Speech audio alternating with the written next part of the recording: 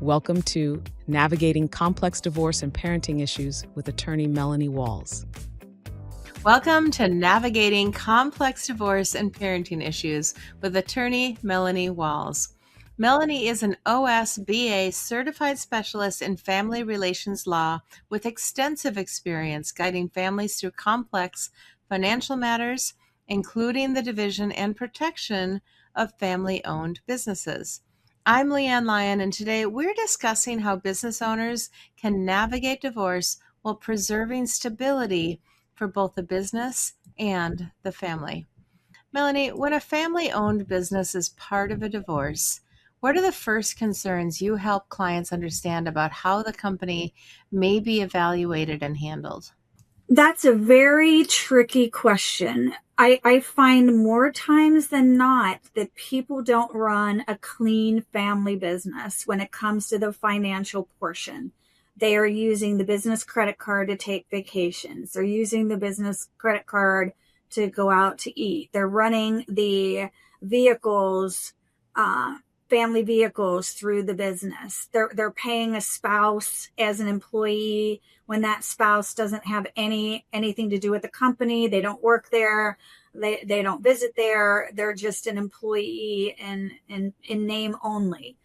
And that gets tricky in a lot of different ways, both, IRS implications, what is the true income of each spouse? And then you really have to do a deep dive into the individual and business credit cards, the business bank statements to figure out what personal expenses are being run through the business. I mean, I have situations, to give you an example, where the family owns a bunch of rental properties. And when I ask them, okay, give me your rental property accounts and give me your personal bank accounts, and they respond by saying, well, we don't have separate accounts. It all goes into one account. And I, that makes it extremely difficult to try to figure out what's a business expense, related to the rental properties and what's a personal expense.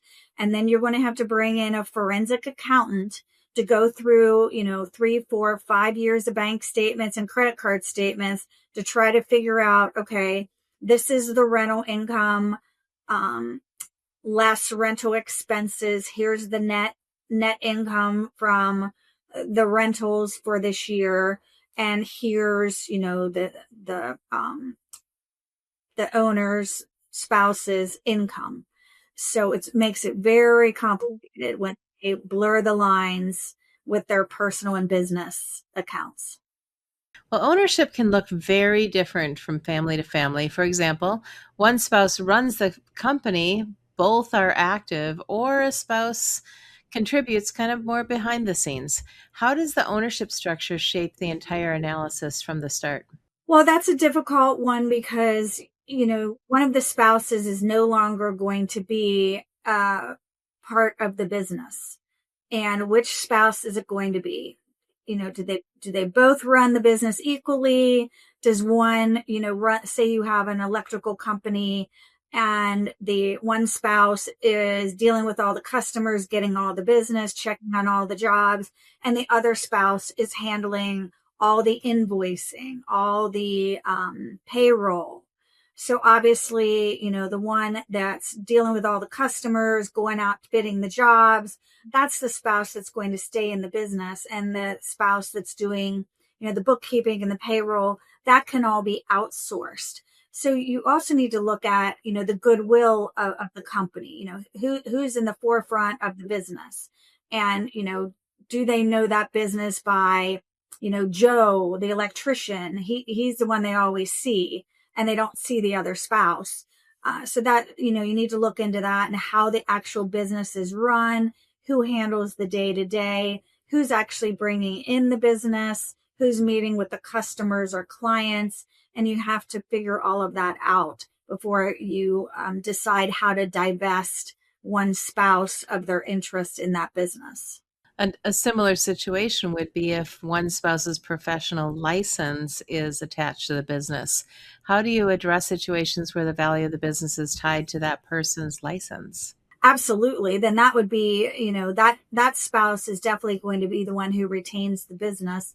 And as part of the business valuation process, your expert is going to put a value on that goodwill and name recognition and assign a value to that in the overall value of that business.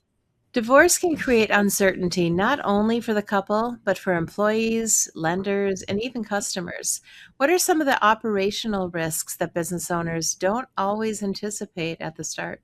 I think that it depends upon how the business is structured. Is it a sole proprietorship? Is it an LLC? Is it a corporation where they're going to have to draw up new documents to remove one spouse from their ownership? It typically doesn't cause, I'll be honest with you, lenders never even know what's going on. They don't know, that they're getting divorced. Where it would come into play is if you're in the middle of a deal and you're trying to get a loan while you're going through a divorce. The lender may want to hit the pause button to see how this all shakes out, and might question the stability of the company if they learn that the parties are going through a divorce and they may be restructuring the company, or it may impact how that company is going to run in the future. That may cause a lender to take pause and hold off on loaning the company money until after the divorce and they see, what happens with that company. But as far as existing loans and contracts, it really wouldn't have any impact on those. Can you share an example from your work where the way the business was run, its systems, record keeping, or daily operations ended up influencing the options available during the divorce? So that comes into play a lot where you have a family owned business where multiple family members of one spouse are also involved in the business. And then you have the non-family member spouse working at the company. Obviously, that's going to be a very uncomfortable situation. And a lot of times I will see where they try to cut that spouse off immediately upon learning that they're terminating their marriage. And that can have all sorts of implications, from a wrongful termination issue, or if the spouse, has a contract with that company, they're breaching the contract by, terminating her employment. So it's usually in the case of, multi-family members involved in the business where that can get a little tricky. Valuation is one part of the process, but not the only one. What financial or structural details tend to matter most when determining how a business fits into the overall settlement? So you want to look at the balance sheet, profit and loss statement. You will have had the business valued. And you also want to look at that spouse's pay structure. Are there retained earnings that the business is holding on to and not paying him? Some people think that I'm just going to hold off paying myself a bonus this year because I know we're terminating the marriage. Your business valuation expert or your forensic accountant is going to say, hey, wait a minute, they've been paid a bonus the last 3 years. You'll have the spouse say, oh, business was bad this year. The economy is bad. We didn't do as well. So that's why I didn't get a bonus. But then your forensic accountant is going to say, wait a minute, there's, 50,000 sitting over here that hasn't been sitting over here the past 5 years of this business, or diverting funds to avoid paying a bonus. So, if one spouse does plan to continue running the business, what approaches help ensure the company stays stable while also providing compensation to the other spouse? There's multiple different ways you can handle that. You can do a structured buyout of that spouse. You can do installment payments to that spouse over a period of time where you enter into, a written agreement on that through the company. Asset offsets are a common way to do it. For example, husband's retaining the business. You get the expert to value his business. Let's say the business is worth $1 million and he owes wife 500,000 for that business. Wife wants to retain the marital residence. That's worth $1 million. It's paid in full. Wife would owe husband $500,000 in order to keep the house. You just offset the two, and that's how you would structure that. Well, some owners think ahead and put operating agreements, buy-sell terms, or succession plans in place. How do those kind of documents help or complicate the analysis during a divorce?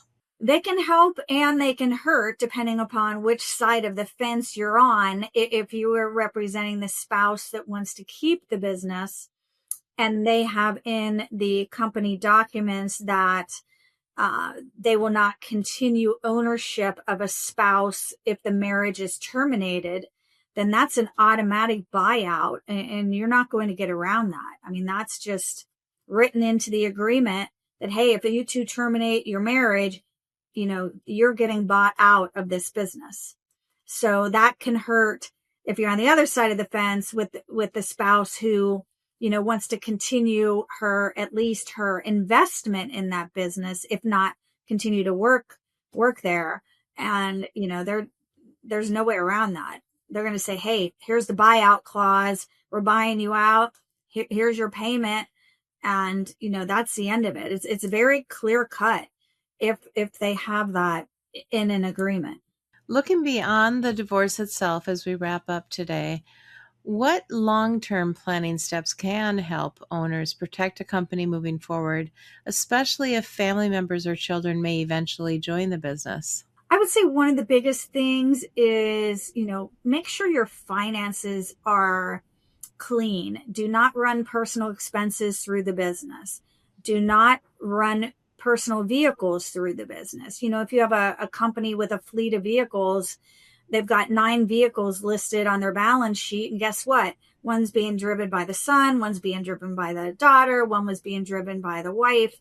That's not a business expense. And that's going to get you in trouble with the IRS if you were ever audited by the IRS. I mean, you want to make sure you're running a very clean business and your finances are in order. Absolutely.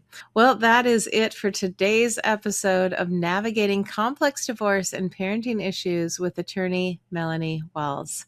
To learn more about Melanie's practice or request a consultation, visit melaniewallslaw.com.